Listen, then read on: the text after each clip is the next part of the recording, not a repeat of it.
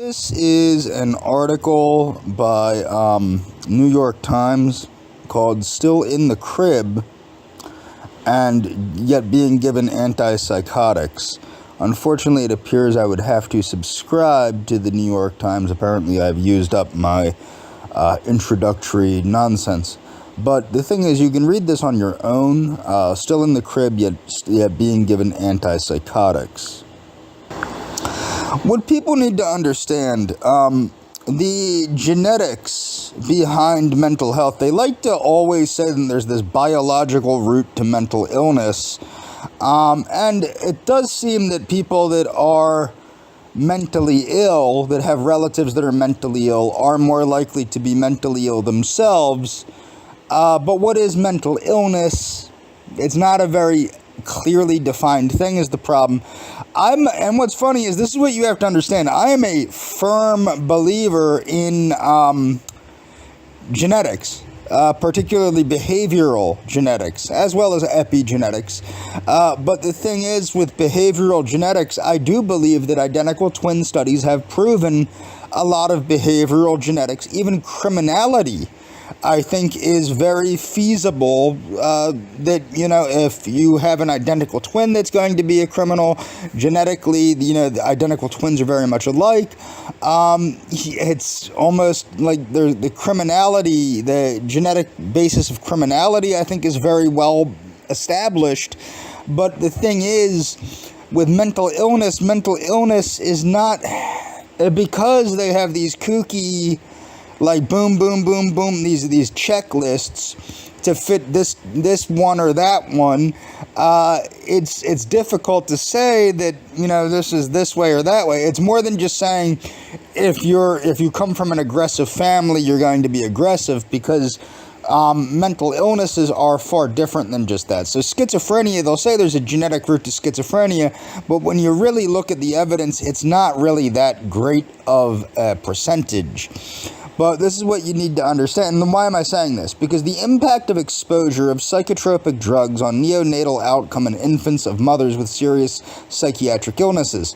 Now, what you have to understand here is, remember epigenetics. I said I believe in genetics as well as epigenetics.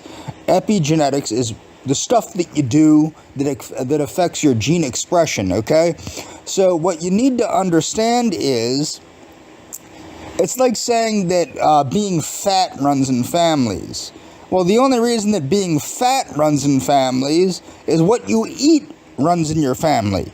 You can't get fat if you're not eating a certain amount of food and certain kinds of food. Well, the thing is, we now have generationally mentally ill people because people have been put on these powerful drugs over and over and over again. But this is what you need to understand. The impact of prenatal exposure to psychotropic drugs on neonatal outcomes in infants of mothers with serious psychiatric illnesses. Okay. The sample included blah, blah, blah. Conclusion: infants exposed to psychotropic drugs during pregnancy have less optimal neonatal outcome than unexposed infants and should be considered as a high-risk population. As I said, Lenape Valley, as well as these other, the mental health industry in general, wants to get you. They want to get the public. They want to exploit the public from the time of birth, actually from pre-birth, from the time of neonatal all the way to the grave. So, psychotropic medications in older people in residential care facilities and associations with quality of life, a cross-sectional study. Okay? Overall, 70.8% of the population had been prescribed. 70.8% of elderly patients in residential living facilities were prescribed or dispensed psychotropic medication. 70%. Okay, an increased number of psychotropic medications was associated with a lower quality of life. Now remember, it's associated with a lower quality of life in senior citizens. Do you not think that it's associated with a lower quality of life in the average population? Okay, average adjustment for resident level and facility level characteristics analysis of the individual classes of psychotropic medications showed antipsychotics were associated with lower utility scores, yada yada yada. Conclusion: an increased number of psychotropic medications were associated with lower quality of life scores. Now, the reason the antipsychotics are probably more pronounced is because they have more pronounced effects. These medications have many associated adverse effects, so keep this in mind. When you're being dished out these pills by your psychiatrist or your nurse or whoever, an increased number of psychotropic medications were associated with lower quality of life scores. These medications have many associated adverse effects, and the use of these medications should be re-examined when investigating approaches to improve quality of life for older people in residential care. They should also be reevaluated and re-examined for their, destroying the quality of life of everyday people. And I'm going to move on. So what does this psychiatrist, Dr. Hyla Cass, have to say about psychiatric diagnosis? This is a professor or former professor of psychiatry. Let's hear what she has to say.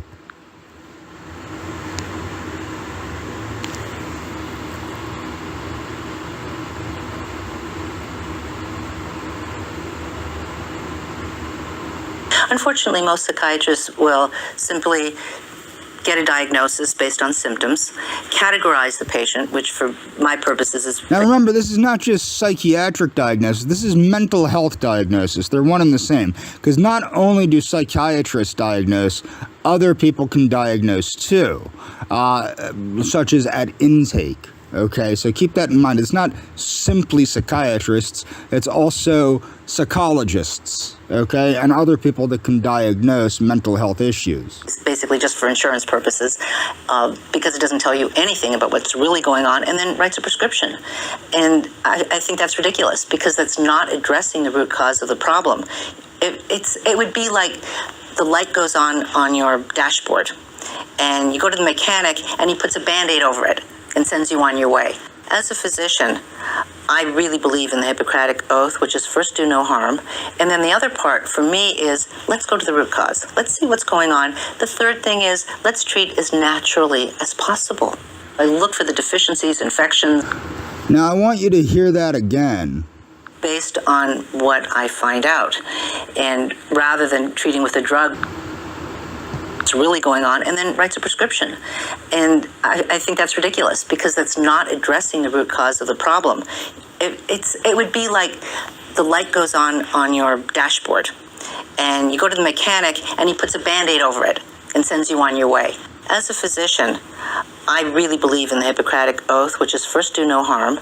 And then the other part for me is, let's go to the root cause. Let's see what's going on. The third thing is, let's treat as naturally as possible.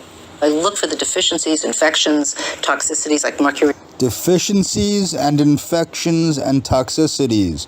Remember, learn about Dr. Bruce Ames's triage theory of aging and disease. Read Dead Doctors Don't Lie by Dr. Joel Wallach. Okay? Toxicity and so on, then I will treat based on what I find out. And rather than treating with a drug, which is simply treating symptoms, I actually treat at the root cause and deal with the issue where it started. I've found quite a bit of low thyroid, anemia, B12 deficiency, or...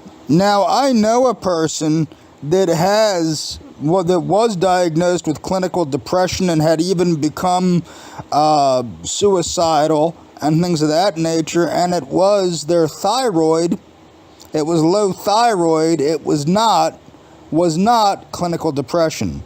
Now, what's funny is some of these medications can actually cause low thyroid. Some of these psychotropic medications can actually cause low thyroid. And deal with the issue where it started. I've found quite a bit of low thyroid, anemia, B12 deficiency, or iron deficiency anemia, that when they're treated, and these are medical illnesses, when they're treated medically, the depression goes away, and that person did not need to be on an antidepressant.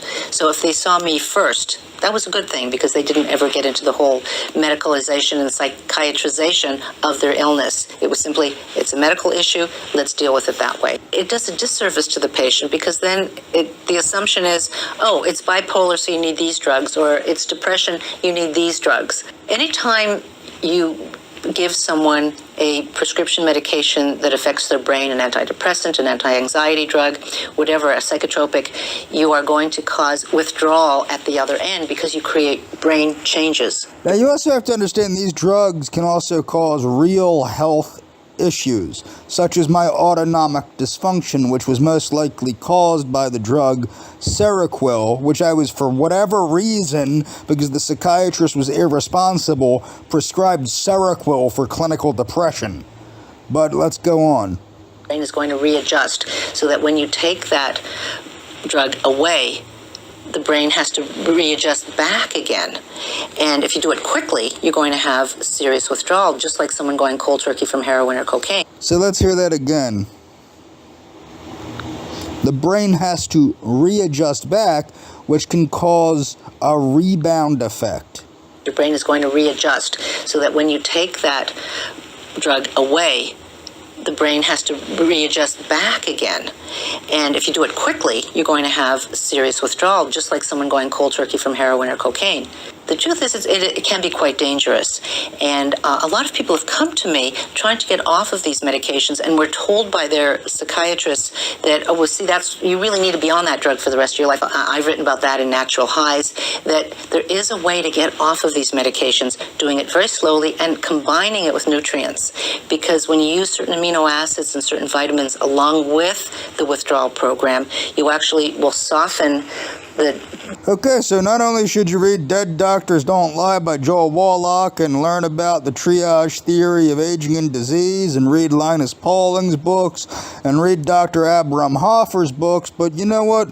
Why not read this lady's book? I have a feeling I'm going to be doing that myself. What was the name of it? Natural Highs. Here we go.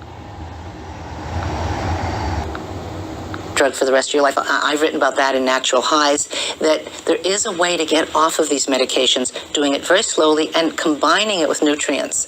Because when you use certain amino acids and certain vitamins along with the withdrawal program, you actually will soften the whole withdrawal issue. You can shorten the time and certainly soften the blow and make it a lot more comfortable. I find it really difficult to see that the first line of treatment is, let's look at a symptom and let's treat with a drug. They don't need to be on these medications with all of their difficult side effects that don't address the root problem. Let's hear what this chemist says about the psychopharmaceutical industry here.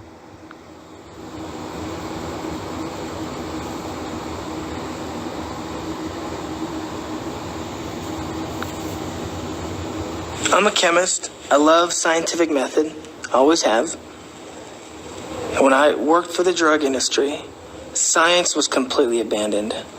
These drug companies that I was interviewing with had no problem telling me, look, we design drugs based on treating symptoms. We don't cure. So that's a business model, okay, that allows you to give a drug to a person for life. They ran out of symptoms to treat. So what did they have to do? The next level of drug advertising is inventing disease. When you run out of symptoms, you don't have any more clientele to market to. So you have to invent disease. And now what's important about this is Dr. Atkins talked about this in one of his books. I forget which one actually. I think it was actually the original Atkins diet, because he had worked very hard to get, and might have been actually his newsletter, He had worked very hard to get amphetamines taken off the market because as a cardiologist, he was very concerned about using them for weight loss, when weight loss is something that can be fixed with literally every diet fixes overweight, okay? We know that. I actually did a video about that. Literally every diet works. Some work quicker than others, some work better in the long term, but literally every popular diet, whether it's the Zone diet, the South Beach diet, the Atkins diet, the USDA diet, the DASH diet, they all work. The Mediterranean diet, they all work at the management of weight and the management of obesity. So amphetamine usage for the treatment of overweight and obesity was not necessary. So then out of nowhere, ADHD came about. With psychiatric medications, you can invent diseases all day long. There's 2 words that a psychiatrist fears. 2 words. Prove it. And if the doctor can't do it, 9 times out of 10 they can't, then don't take the drug. That puts the patient in the position of power. I wondered, as a chemist, I'm making these drugs, they're proving deadly in our labs, and they're proving deadly in other labs, dangerous, ineffective, causing the exact same thing they're supposed to treat. How are they selling them? How are they selling them? And they have the marketing department. Big Pharma has This is from a guy that designed these drugs, okay? Now remember, there's a guy that used to be a policy guy for Johnson & Johnson, I believe it is. I did the video, that sits on the board of Lenape Valley. Remember that. There's another guy from Charles River Laboratories, a laboratory that got hit by the federal government for stealing millions in taxpayers' money, and furthermore for innumerable counts of animal cruelty. So let's see. Now this is what this guy, he designed these drugs. Listen to what he has to say about these drugs. Okay, let's listen here. Let's listen to what he says about these drugs here. So, best marketing department in the world. Geniuses. Making these drugs, they're proving deadly in our labs, and they're proving deadly in other labs, dangerous, ineffective, causing the exact same thing they're supposed to treat. How are they selling them? How are they selling them? And they have the marketing department. Big Pharma has the best marketing department in the world. Geniuses. You simply pay professionals, doctors, professors, psychiatrists, to report that the study showed positive results.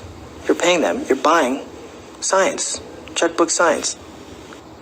That puts the patient in the position of power. I wondered, as a chemist, I'm making these drugs, they're proving deadly in our labs, and they're proving deadly in other labs, dangerous, ineffective, causing the exact same thing they're supposed to treat. like tardive psychosis. How are they selling them?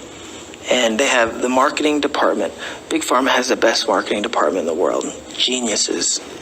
You simply pay professionals, doctors, professors, psychiatrists, to report that the Read the book Propaganda by Bernays. I forget his first name. He's like the nephew of Sigmund Freud, but he wrote the book on propaganda. And he's the reason that people eat more meat. He basically had doctors say that eating a meat-heavy breakfast was healthy. He also helped with the cigarettes, where you have doctors say that, you know, smoking this cigarette is healthier than smoking that cigarette. So what he found is if you have a professional say things, and remember, a professional opinion is just opinion anyway. So what happens is it tricks the public into thinking that the product is safe even when it's not. They did the same thing with tobacco, as I just said. That guy Bernays did it. It's Propaganda by Bernays. I own the book. It's worth reading. I got into that sort of thing when I started reading about psychiatric warfare and the work of Dr. Michael Aquino. World. Geniuses. You simply pay professionals, doctors, professors, psychiatrists, to report that the study showed positive results. You're paying them. You're buying science, checkbook science. at least 125,000 people dying every year from prescription drugs. You're buying science, checkbook science. At least 125,000 people dying every year from prescription drugs. At least 125,000 people dying every year from prescription drugs. You would think that one more time. At least 125,000 people dying every year from prescription drugs. You would think that you'd spend more in research to try to offset the death toll. No, keep going with marketing. Market, market, market. Hypnotize the masses. Keep going with marketing. Market, market, market. Hypnotize the masses. Keep going with marketing. Market, market, market. Hypnotize the masses. Keep going with marketing. Market, market, market. Hypnotize the masses. Keep going with marketing. Market, market, market. Hypnotize the masses. Hypnotize them and drug them. And get them into their psychiatrist so they can swallow the next Cymbalta or the next Prozac. Hypnotize them and drug them. And get them into their psychiatrist so they can swallow the next Cymbalta or the next Prozac. Hypnotize them and drug them. And get them into their psychiatrist so they can swallow the next Cymbalta or the next Prozac.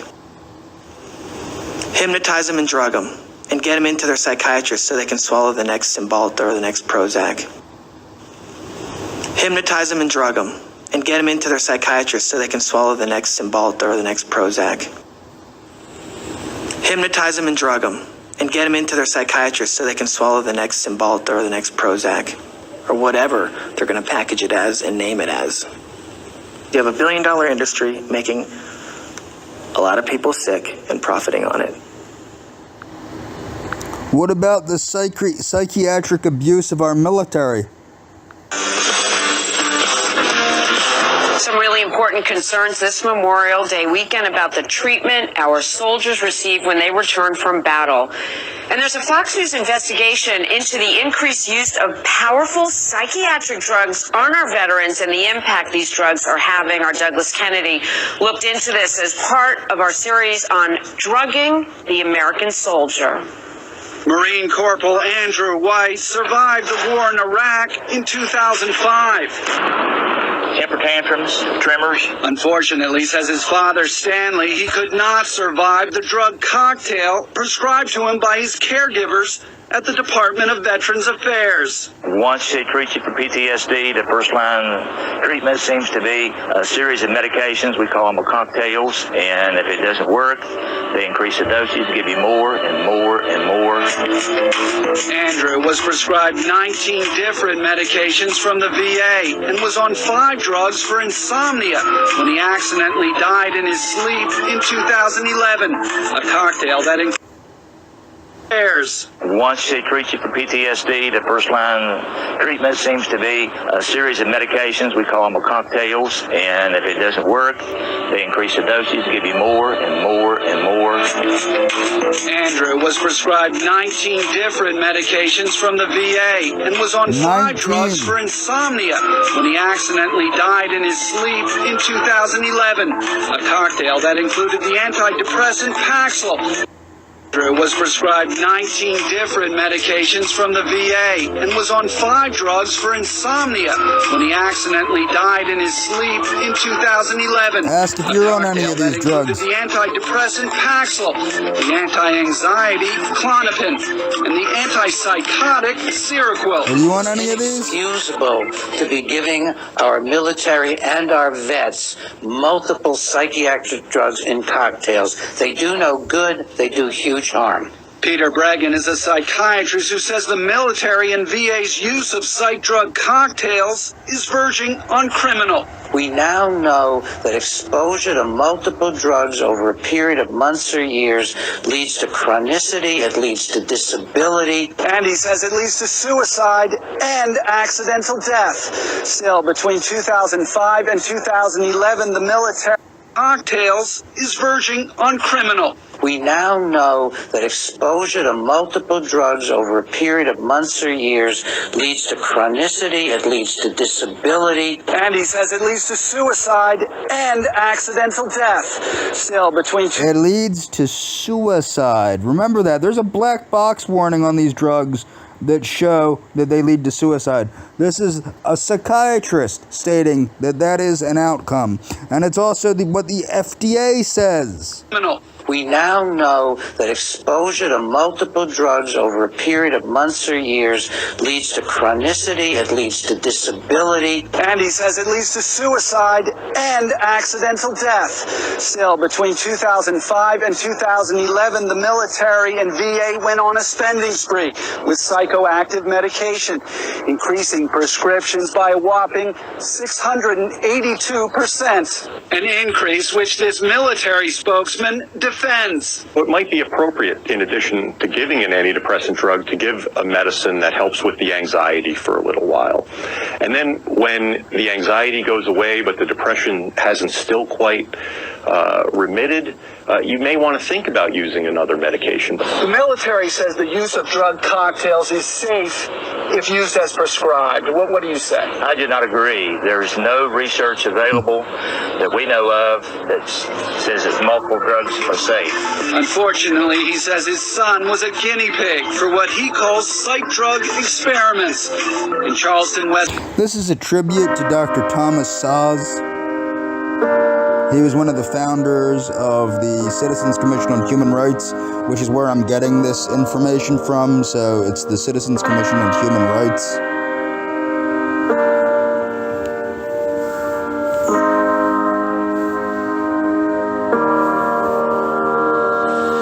If you can convince yourself that you are helping someone by stigmatizing them and locking them up, this is a piece of misinformation that's going to be not overcome in 24 hours or 48 hours or 48 months. And this is what people have to come to their own realization. As learned hand, the great American judge, said a long time ago, doesn't matter what laws you bring, people have to change in their heart. We really have to look at history seriously. Slavery was abolished in 1865. What was the condition of black people in America when I came to America in 1938? During the Second World War, the troops were still segregated. That was almost 100 years after the Civil War. The laws have changed, but people's hearts have not changed. It takes a very long time. I hope it's not going to take another 100 years in the case of psychiatry. But that's why it's important. That's why I look upon CCHR as virtually the only abolitionist organization. The term I have used for almost 50 years is what we need is psychiatric abolition, because what we have is psychiatric slavery. It's a complex business in that there is a continuous, very powerful counter voice from organized psychiatry, the drug industry, the government itself is a continuous propaganda machine for more and better psychiatric coercion. That CCHR has certainly been effective in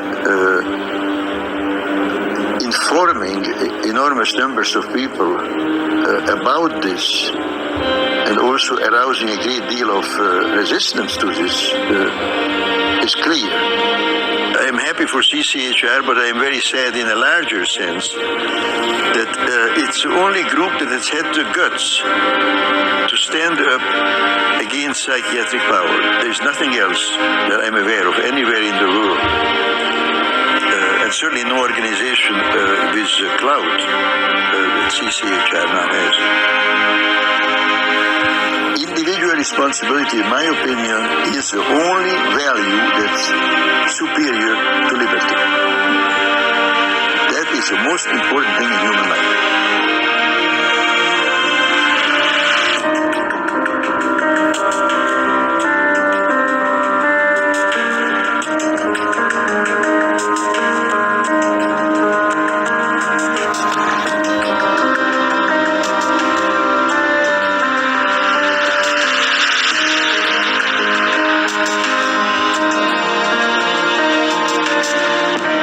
Now, you have to remember that psychiatrists are trained medical doctors, or trained, I don't know any that's a doctor of osteopathic manipulation, but I'm sure there's one or two. But let's hear what this doctor, this psychiatrist, has to say about psychiatry.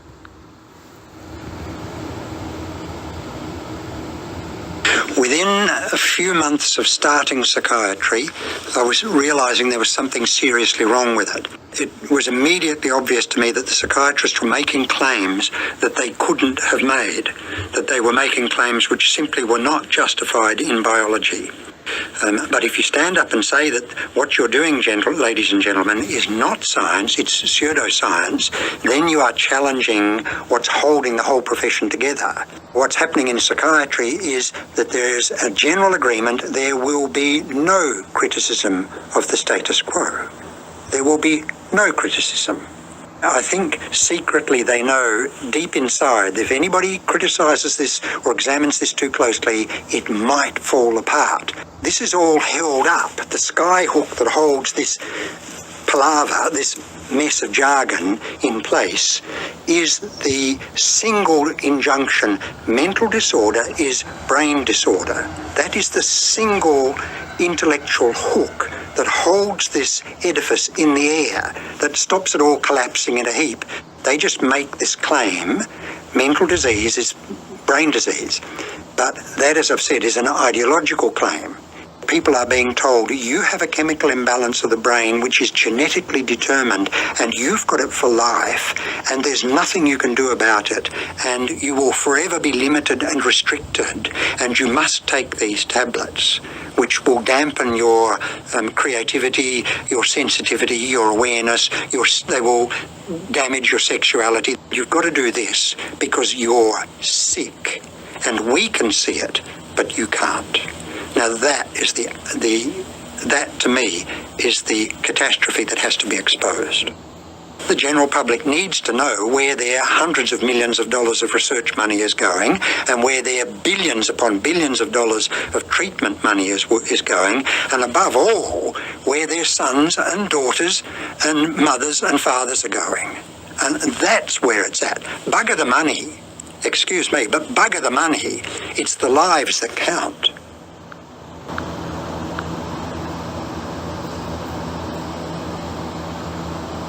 We do have data showing that people increasingly believe in the validity of psychiatric disorders. Believe in the validity. Believe. So she's admitting that it is a belief system. The public increasingly think that diseases are real. They understand it's a disease.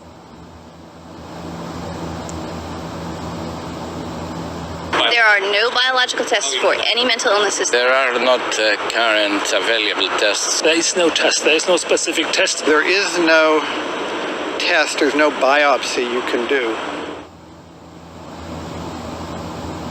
Diseases are real. They understand it's a disease.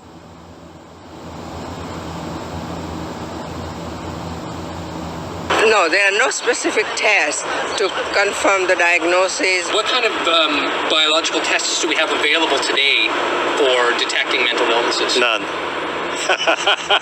They understand it's a disease and it's treatable. I don't know that any of us are ever completely cured of anything. I have cured none of my patients. There are no real cures right now in psychiatry. That's really the tack we've taken, to put accurate information out there to counter allegations with fact.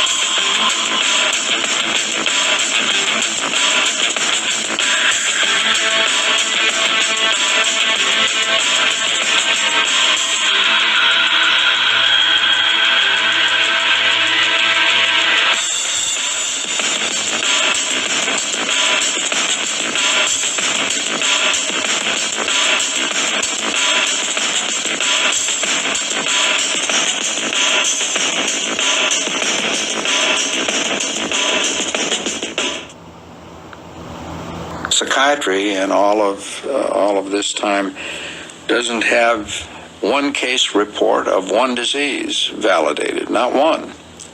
What they do is they meet at the American Psychiatric Association. They meet in the DSM committee, Diagnostic Statistical Manual Committee, and they vote on making new behavioral and emotional disorders, and they vote, and then they start immediately calling them diseases. And they tell people, they tell the public these are diseases. Total fraud. Total fraud. The actual truth about chemical balance is that it's an actual lie. Nobody has yet measured, demonstrated, or created a test to show that somebody has a chemical imbalance in their brain. Period. What the American public should be thinking about is when they or their loved ones or their friends have received a psychiatric diagnosis, they should be asking the doc, geez, doc, where's the chemical test for that? Where is the objective test for this? And I guarantee you that they'll be told, we don't have a chemical test for that.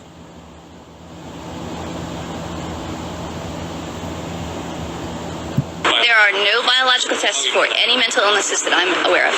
There are not current available tests to verify your diagnosis. There is no test. There is no specific test to differentiate between, let's say, schizophrenia and bipolar disorder. Not a single test. Yeah, we have not really confirmatory test for the diagnosis. There is no test, there's no biopsy you can do that says this person is depressed, this person is bipolar. We don't have anything really currently to identify mental illness per se. No, there are no specific tests to confirm the diagnosis or show the improvement, like any blood tests or any x-rays or anything like that. Oh, in my practice, I don't do any tests. I just speak with people and listen to them, and then I make a decision in what kind of illness there should be. We don't really have any specific blood tests or other tests that are definitive for any mental illness whatsoever. What kind of biological tests do we have available today for detecting mental illnesses? None. There is no rational science behind what they think is the cause of these symptoms. The medications that are being given to people are, without exception, introducing chemicals that are altering the brain in ways which can be very damaging. And I'll go a step further and say that in the absence of a proven chemical imbalance for which the medications are, quote, rebalancing or fixing, the medications are in fact toxic. How many patients have you been able to cure so far? I would say one. How many people have I cured? Well, there are no real cures right now in psychiatry.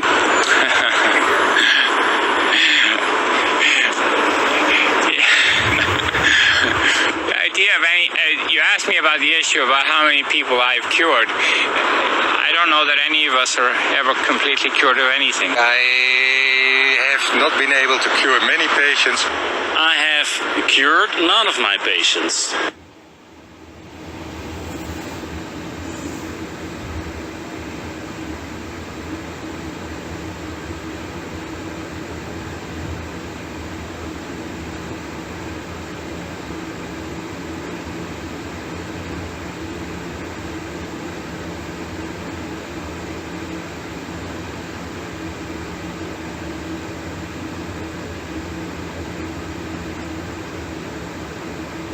So you have to ask the classic Roman question, legal question, cui bono, who benefits?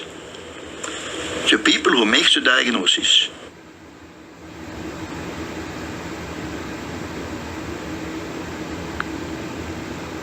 Now, I've never had a chance to check out the Museum of the History of Psychiatry, although I've wanted to for quite a while, but let's see what people have to say about it. This is my first visit to Psychiatry Industry of Death Museum, and I think it's great. I think it's great that you're educating the public. I think far too many people today in society think that by going and getting a pill to solve and to cure a symptom for 30 minutes is the answer to their problems when you're not addressing the root cause of the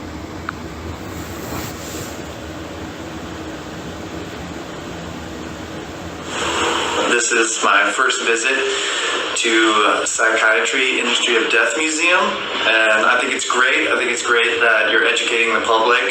I think far too many people today in society think that by going and getting a pill to solve and to cure a symptom for 30 minutes is the answer to their problems when you're not addressing the root cause of the problem. I know dealing with people who are taking benzodiazepines or benzodiazepines or whatever they are, how much it really truly is lobotomizing our whole society through pharmaceuticals. And it's really disturbing once you start going through the museum and finding out the history of psychiatry and the fact that they were doing surgeries to lobotomize people, and instead of doing an actual process with an instrument, now the instrument is drugs, and the children in our country are being drugged and lobotomized from very young ages. This is the 6th time I have visited this museum over the last 2 years. I think this is, it's an incredible, interesting, fascinating, engaging exhibit, but more importantly, this gave me and a lot of people I know a revolutionary wake-up call that is very needed in this society. The museum is very comprehensive, it's effective, it's emotional, it's very taxing. I've never felt happy when I left, but I've always felt inspired and ready to take action. Having been on antidepressants for 3 years, I've experienced the side effects, and I actually didn't feel suicidal until 2 months after I started taking Prozac. I didn't stop feeling suicidal until a month after I stopped taking it. Or since I started, yeah. I would definitely recommend this museum to anyone. I would love to be more involved with it. I think the organization has done a great job of presenting this information. So my opinion on the museum is that more people should come and be informed. And I think that because it kind of pertains to my life, I've been diagnosed with depressive disorder from the DSM multiple times in my life, and I've been prescribed 3 different kinds of medication for that disorder, and none of them have done anything except for produce side effects, and the side effects are usually negative ones. So I've always been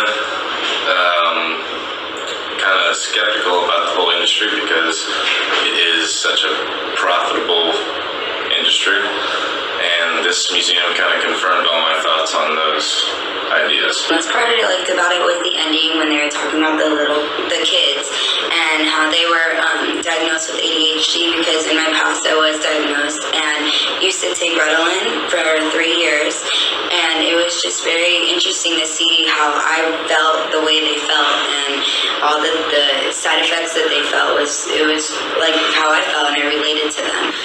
What I think about the museum is that it brings a lot of information to mind, a lot of information that I was not aware about. And now that I am, it's very shocking because I work with students who have been diagnosed with ADD and ADHD. So now I see them differently. I'm a pharmacy tech instructor. I enjoyed the museum because it was very thought-provoking. It opened up a lot of information to me about psychotropic drugs and their effects on patients. And this was beneficial to me and as well as my students because they gained that information. They understand better about the information that we're teaching them regarding psychotropic drugs. I like the fact that you could come here and you can learn about things that are going on in the world or things that went on back in the day in the world. So it's just like, this museum is great. Like, they give out handouts, they explain everything. I thought the museum was really well done. I was really surprised at the amount of information and equipment that was put into the museum. It's really a phenomenal undertaking, and it has a mission and a concept that I think is really important for people to be introduced to, because many of us don't think about the issue in our daily lives, and maybe it sits at the back of our mind or whatever, but we don't really have any background information. So I think it's a really great starting place for people to be introduced to the topic, and then, you know, go on and do their own research and find out more about what they believe from here. But it's, I think, a great introduction into a really important issue. One thing that really impressed me at the museum is just the amount of information that it contains within these, you know, just within all the videos, the exhibits. It's really worth checking out. It really shocked me to see just how pervasive the pharmaceutical industry was in prescribing drugs that have no scientific value whatsoever. All this stuff that I saw, I had no idea beforehand. I mean, it was informative, but yet at the same time disturbing, because like I had no idea any human being would ever treat each other in such a way. The most interesting thing about the museum to me was the torture tactics that they use on the psychiatric so-called patients. I just don't believe that. I believe that the people, the psychiatrists, they are actually the psychos, because to think of something like that, that's just crazy. That's just mean and evil. And like for them to think of something like that, you have to be crazy yourself to think of something like that to do to someone. That's evil. You have to have something in your mind as well. And, you know, for parents who are thinking about letting their kids, are thinking about putting their kids on prescribed medications or drugs, whatever, just think about it and, you know, do the research and the history behind it before you actually go into it. Don't just take the suggestions of doctors because they're wrong. I really enjoyed. What that last young lady said is I was amazed when I worked in mental health. I think she's right. I think that the psychiatrists have severe cognitive dissonance, and they feel as though what they're doing is getting the patient better regardless of how worse off the patient gets. But what she was talking about were the torture devices and things from back in the day. But I agree with her with that, too. You have to be crazy to think of that sort of thing. Let's hear her again, because that was well worth... I really like what she had to say, because